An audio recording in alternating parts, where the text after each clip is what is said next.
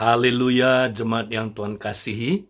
Saudara, kita mau pada minggu-minggu ini, saudara, berfokus kepada apa yang Tuhan mau kita praktekkan dalam hidup kita, saudara.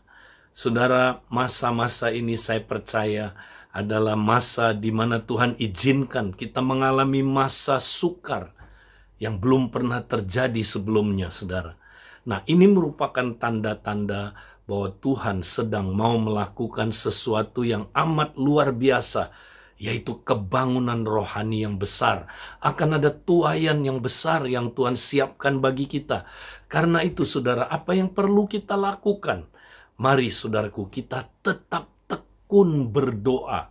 Ya, berdoa, doa kebangunan rohani. Doa kebangunan rohani adalah doa yang sesuai dengan kehendak Tuhan.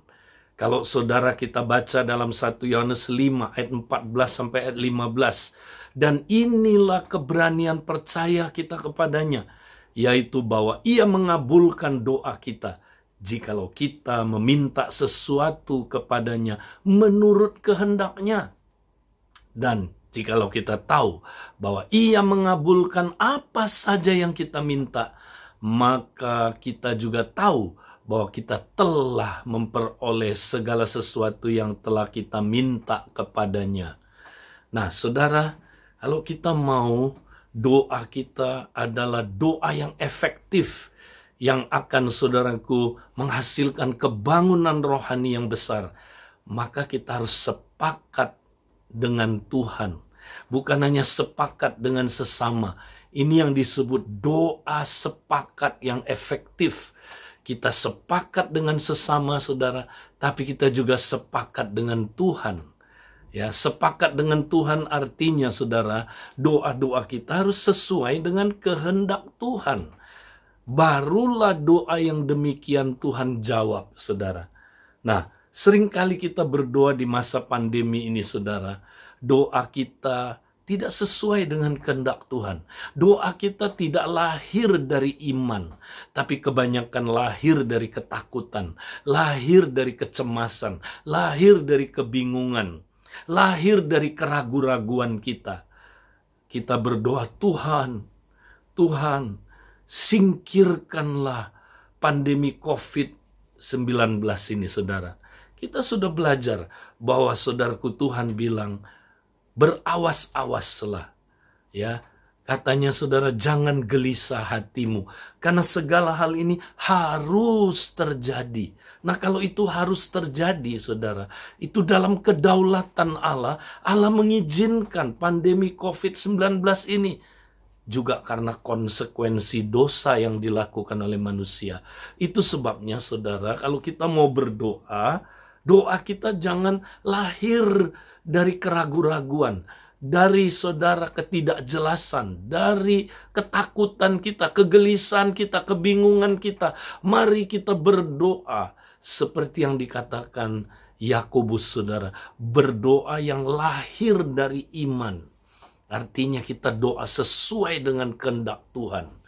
Saudara, Tuhan gak pernah berjanji bahwa orang percaya tidak akan kena COVID-19.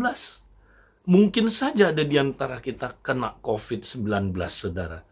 Tapi yang Tuhan janji, saudara, Dia tidak pernah meninggalkan kita. Yang Dia janji adalah, walaupun kita terkena COVID-19, saudaraku, di dalam Tuhan ada harapan. Kita jangan gelisah, jangan takut. Saya percaya, saudaraku, kalau belum waktunya, saudara, kita nggak akan pernah, saudaraku, meninggal. Ya, kalau kita masih punya tugas dalam kerajaan Allah, masa, saudaraku, kematian menjemput kita? Saya pernah mengalami, saudaraku, ketika saya kena COVID, memang tidak mudah, saudaraku. Ya, tapi waktu itu saya pegang janji Tuhan. Ya, Tuhan, kalau waktu saya belum selesai, Tuhan, kehidupan ini adalah Kristus. Kematian itu adalah untung. Saudara, saya berdoa sesuai dengan yang Tuhan inginkan. Dan doa yang lahir dari iman itu luar biasa. Itu sebabnya, saudaraku, saya melewati lembah bayang-bayang maut ini. Nah, saudara, Tuhan gak pernah berjanji Walau kita nggak akan menderita, kita nggak akan, saudaraku, ngalamin kesulitan keuangan. Dia nggak pernah berjanji, ya. Kita nggak akan pernah mengalami masa kesukaran. Dia tidak pernah berjanji. Tapi yang dia berjanji, saudara, di tengah masa sukar itu, Tuhan selalu menyertai kita. Bahkan saudara, di tengah masa sukar itu, kalau saudara baca agenda Tuhan di zaman akhir ini, saudara, justru melewati masa sukar ini, melewati pandemi 19 ini, ya, Tuhan mau, ya, menyiapkan kita, saudaraku, supaya kita bisa masuk dalam tuaian besar pada zaman akhir ini. Apakah saudara siap, ya, menuai? Saudara, mari, itu sebabnya kita berdoa. Doa yang lahir dari iman, doa yang sepakat, yang, saudaraku, ketika kita doakan, saudara, maka kebangunan rohani akan terjadi. Itu yang dialami oleh gereja mula-mula, saudara. Kalau saudara perhatikan ketika revival terjadi pada hari Pentakosta dalam Kisah 2. Wow, luar biasa sekali. Gereja, saudaraku, mengalami kebangunan rohani yang luar biasa. Tapi kemudian dalam Kisah 3 mulai terjadi aniaya. Masa sukar mulai datang. Rasul-rasul dianiaya, saudara. Apa respon gereja waktu itu, saudara? Di Kisah 4, mereka mulai berdoa. Dan doa mereka, saudara, bukan doa yang lahir dari ketakutan, lahir dari kekhawatiran, lahir dari kebimbangan, ya, dari kegelisahan. Bukan, saudara. Ya, kalau kita lihat nanti, saudara, baca Kisah 4, ya, ayat yang ke-24 mereka mulai berdoa. Dan mereka, katanya, saudaraku, berserulah mereka bersama-sama kepada Allah.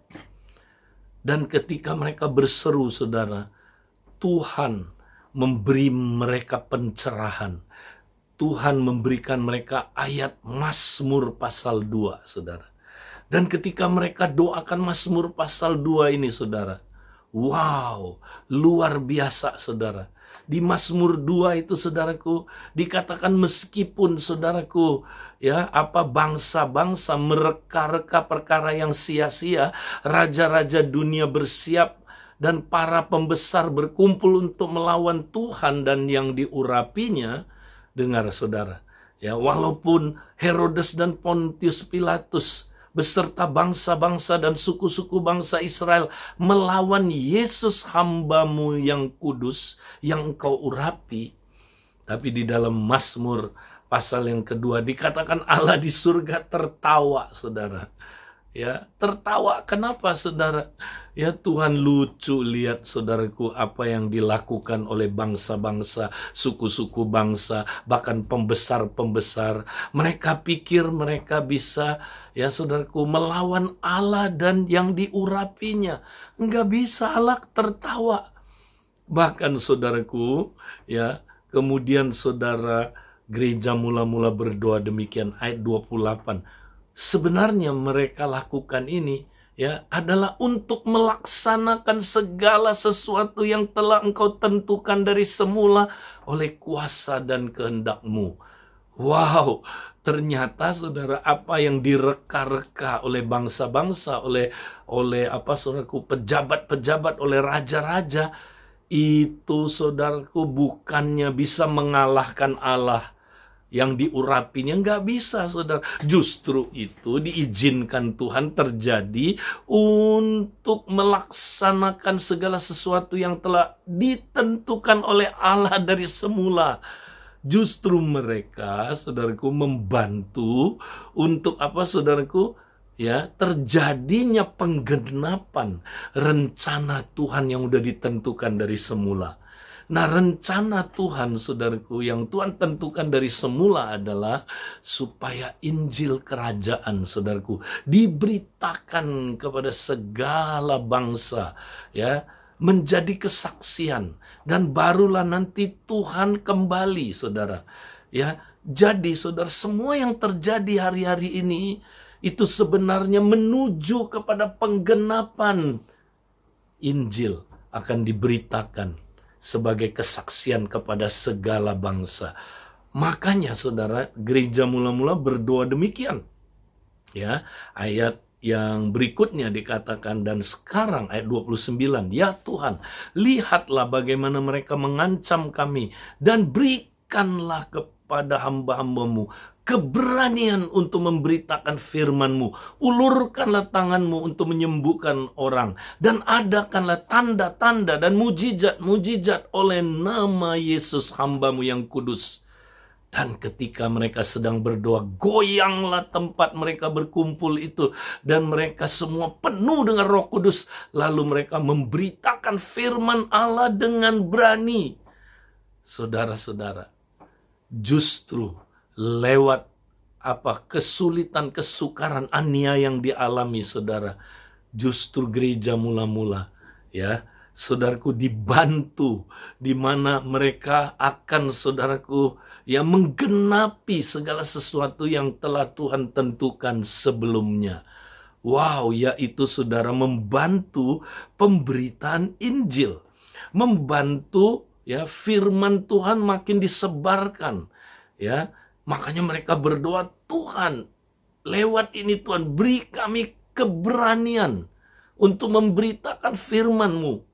Ulurkanlah tangan-Mu, ya, untuk menyembuhkan orang. Adakan tanda-tanda dan mujizat-mujizat oleh nama Yesus, hamba-Mu yang kudus. Ketika mereka berdoa demikian, ini doa yang sesuai kehendak Tuhan, saudara. Maka Roh Kudus saudaraku, ya, memenuhi mereka lagi. Ya, kemudian saudaraku, ya, mereka penuh dengan Roh Kudus, ya. Dan apa yang terjadi, saudara? Lalu mereka memberitakan firman Allah dengan berani. Nah, perhatikan sesudah mereka doa ini, saudara, apa yang terjadi?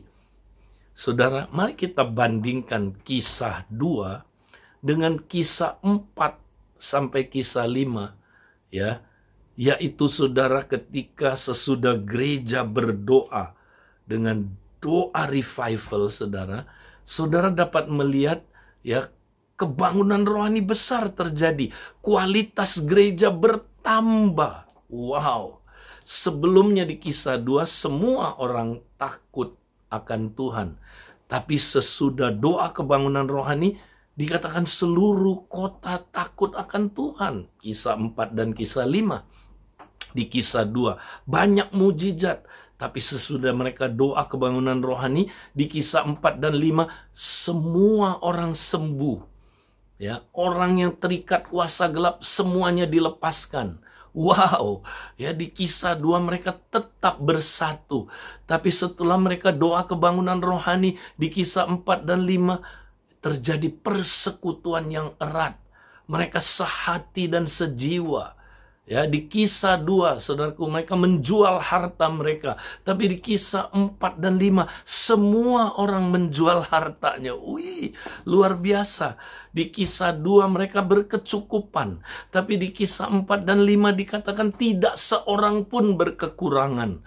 Wow, ya saudara, di kisah 2 mereka kumpul tiap hari, ada kasih karunia. Ya saudara, tapi di kisah 4 dan 5, mereka semua hidup dalam kasih karunia yang berlimpah-limpah. Saudara, di kisah 2 tiap hari Tuhan menambah jiwa kepada saudaraku jemaatnya. Tapi di kisah 4 dan 5 sesudah mereka doa revival ini, saudara, maka dikatakan orang berbondong-bondong datang dari kota-kota ke Yerusalem. Berbondong-bondong, tuaian besar. Terjadi mujizat-mujizat yang belum pernah dilihat sebelumnya. Bayangan Petrus nyembuhin orang sakit, saudaraku. Dan semua orang yang didoakan sembuh. Semua orang yang terikat roh jahat dilepaskan. Bukankah ini revival besar, saudaraku? Mari kita jangan terpuruk dengan terus tertekan, gelisah menghadapi, saudaraku, COVID-19 ini. Siapkan diri kita, saudara. Mari kita doa revival seperti yang dilakukan di kisah 4, saudaraku. Dan kita doa revival sehingga, saudara, kita akan siap. Ya, setelah ini ada tuaian yang besar. Apakah saudara siap? Ya, mari kita mau sangat bergairah menantikan, saudaraku, kebangunan rohani yang besar, tuaian besar, dan kita mau terlibat di dalamnya. Kita tidak mau, saudaraku, jadi penonton aja. Itu sebabnya mari, saudaraku, bangkit. Jangan kita, saudaraku, terpuruk dan stres, dan saudaraku terus hidup dalam ketakutan, kegelisahan, kebingungan. Mari kita, saudaraku, ingat Allah kita, Allah yang dahsyat, Allah yang berdaulat, Allah yang akan menggenapi janji-janjinya, saudaraku. Tuhan memberkati saudara semua. Haleluya. Yesus.